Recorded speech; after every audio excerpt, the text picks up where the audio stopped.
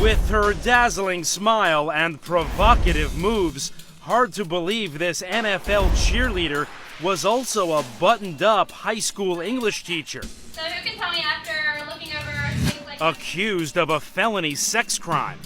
Cheerleader indicted. It's the story that had everyone talking this summer. Sarah Jones painted as a predator who took advantage of a teenage boy, one of her own students. And just last week, she faced a judge. State your name. Sarah Elizabeth Jones. This was not about sex. This was not about, a hidden relationship. So what was this about? Sarah's defense team called it a modern-day witch hunt. They're obsessed, in my humble opinion, with getting her. Prosecutors called her a sex offender who knew what she did was wrong. The truth is going to come out, and I will bring it out. We'll go inside the case, from Sarah's personal video journals I'm beyond terrified. to her outright denials. Did you ever have sex with a student? No.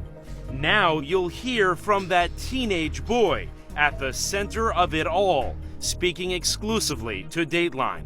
When you heard the police are investigating, was it panic time? Yes. I was a nervous wreck. I would just lay in my bed and cry. The juicy headlines would only skim the surface. This saga isn't just about teacher-student sex.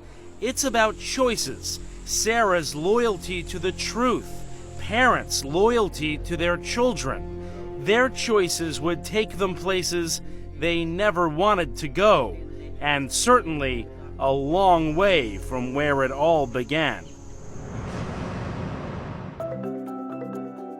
Sarah was born and raised in small-town Kentucky. Her dad, Tim, ran a popular convenience store. Her mom, Cheryl, was a longtime teacher and school principal. What were you like as a kid?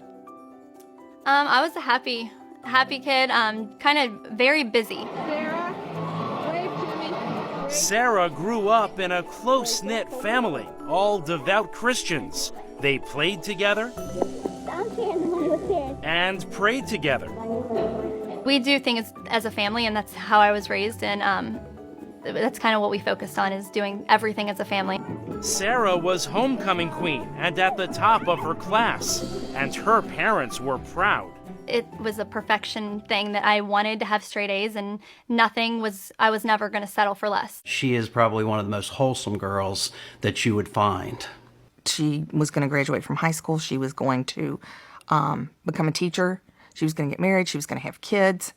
And The all-American life. absolutely. But when Sarah turned 20, she surprised everyone. She says without telling her parents or anyone else, on a whim, she tried out for the NFL Cincinnati Bengals cheerleading squad. I believe there were like 400 girls that tried out, and I ended up making it. And I have no idea. I called my parents. I said, "Oh, by the way, I cheer for the Bengals." And they were like, "Okay, Sarah, right, not you." Yes, her. But between cheers, Sarah was studying to build a career just like Mom. I absolutely could not wait to get a degree in education and start teaching. When Sarah came to you and said, I want to be a teacher, I was thrilled. I mean, when your child wants to follow in your footsteps, your good footsteps, you're thrilled. And right out of college, Sarah scored her dream job, teaching English here at Dixie Heights High in Kentucky. She was just 23. I wanted those kids to love school because school should be a good experience. But Sarah was a different kind of teacher. It wasn't just her age or personality. It was that flashy weekend job. The cheerleading thing, it made me more marketable as far as from the boys' standpoint, because they could talk about, on Monday they could come in and talk about the game because I was there. But the girls? The girls were very jealous if any of their boyfriends were in my class. hard to ignore the obvious. A lot of people see the skimpy outfits, the sexy poses, and a lot of people see the cheerleaders as sex objects. As a mom, that bother you? No, I just really never thought of it that way. She's my kid. By age 24, Sarah seemed to have it all. A career she loved and a weekend job she adored. But the good times wouldn't last long. Do you feel like being a cheerleader sort of put a target on your back at school? It 100% did. Soon, Sarah would realize just how big that target was. In late 2009, someone posted ugly rumors about her on the gossip website TheDirty.com, saying she might have sexually transmitted diseases, STDs. They said that I had sex with the entire Bengals football squad, that I had contracted 2 STDs from a cheating boyfriend. Completely false. Completely fabricated, not true. My name was out there as being a promiscuous cheerleader, and it wasn't like you could just brush it up under the rug. It wasn't going away for me. And now the floodgates were open. Before long, Sarah Jones would face explosive new rumors.